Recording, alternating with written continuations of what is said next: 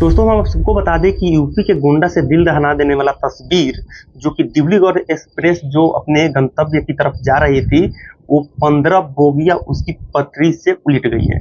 हम आपको बता दें कि आखिर ये चल क्या रहा है। यूपी में ट्रेन पलटने की समस्या बार बार आ रही है और हम आपको बता दें कि ट्रेन पटरी से उलटना, ट्रेन टकराव होना, ये काफ़ी ज़्यादा समस्या बढ़ गया है। और फिर से डिब्रूगढ़ एक्सप्रेस जो जा रही थी अपने गंतव्य की तरफ वो गोंडा में वो पटरी से उतर गई है 15 बोगियां। हालांकि अभी 4 लोगों की मौत बताई जा रही है। अभी सब कुछ अभी क्लियर नहीं हो पाया है। बाकी आप वीडियो में साफ तौर पर देख सकते होंगे कि किस तरह से लोग शीशा तोड़ के, कांच तोड़ के लोगों को निकालने का प्रयास कर रहे हैं। हालांकि आप वीडियो में साफ तौर पर देख सकते हैं किस तरह से लोग छटपटा रहे हैं और किस तरह से पटरी पे खेत पड़ा हुआ है। ट्रेन का बोगी इतना पलट जाना, कहीं ना कहीं सवाल तो खड़ा होता है, क्योंकि बिहार में लगातार पुल गिर रहे हैं और यूपी के गोंडा में ट्रेन पलट रहे हैं।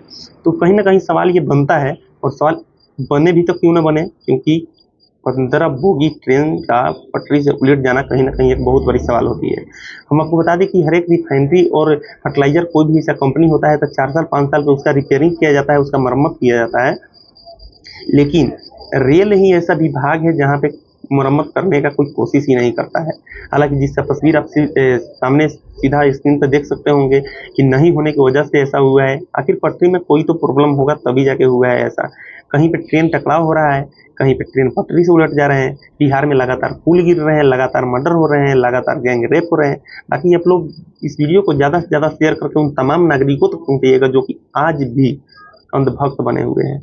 बाकी एक मेरा छोटा सा प्रयास था आप सबको बताने का, जो कि चंडीगढ़ डिब्रूगढ़ एक्सप्रेस जो अपने गंतव्य की तरफ जा रही थी वो पटरी से उलट गई है। ये हादसा गोंडा में हुआ है, यूपी के गोंडा से। ये दिल दहला देने वाला तस्वीर जो आप देखकर आपकी रूहें कांप जाएगी।